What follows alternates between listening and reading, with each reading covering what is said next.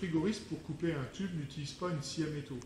Alors pourquoi ils n'utilisent pas une scie à métaux? Parce que ça fait beaucoup de limaille, et puis le trait de scie est souvent pas perpendiculaire au tube. Donc pour couper les tubes de façon perpendiculaire, on va plutôt utiliser un coupe-tube qui ne produit pas de limaille.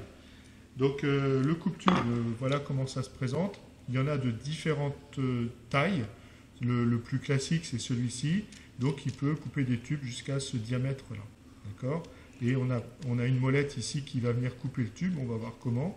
Et cette molette, elle peut se mouvoir, elle peut bouger quand on serre cette partie-là, quand on desserre. Donc on va mettre le tube sur les deux rouleaux. Là, vous voyez qu'il y a deux rouleaux ici. On vient poser le tube sur les deux rouleaux, on le maintient et on approche la molette. Voilà, on vient mettre la molette en contact avec le tube sans serrer.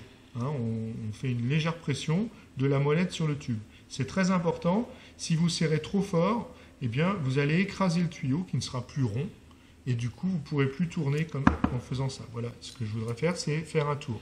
Alors là, je ne sais pas si on peut voir ici, on voit qu'on a un petit trait déjà qui a été fait. On a déjà commencé à couper les premières fibres en fait, du tube. Là, j'ai fait un tour, je serre encore un petit peu plus, et je refais un second tour. Et à chaque tour, je serre un petit peu, et voilà, chaque tour, ça peut se faire dans le mouvement, comme ça. Chaque fois, je serre encore. Là, vous voyez qu'on est presque arrivé à la rupture du tube. Je serre encore un peu. Et voilà, le tube est coupé. Alors l'opération n'est pas terminée. Alors elle n'est pas terminée parce que ici on a ce qu'on appelle une bavure. Donc il va falloir enlever cette bavure avec un ébavureur. Alors l'ébavureur, ça peut être cet appareil ici. Donc pour ébavurer, on oriente toujours la partie à ébavurer vers le bas pour que les limailles, parce que là du coup on va faire de la limaille, pour que ces limailles, ces limailles tombent vers le bas. Donc je fais comme ça, j'appuie très fort et je tourne ici. Donc je vais... Vous voyez, c'est pas bien fini, mais on voit qu'on a déjà attaqué la bavure. Moi, c'est pas celui que je préfère.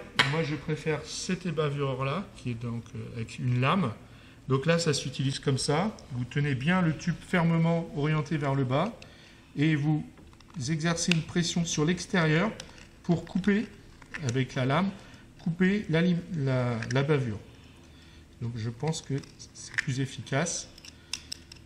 Alors, on est souvent tenté de souffler dans le tube pour enlever la limaille qui resterait, chose qu'il ne faut jamais faire, ne jamais souffler dans un tube.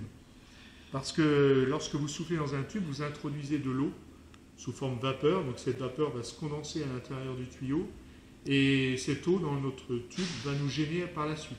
Donc on ne souffle jamais dans un tube frigorifique. Voilà pour l'opération de la coupe du tube.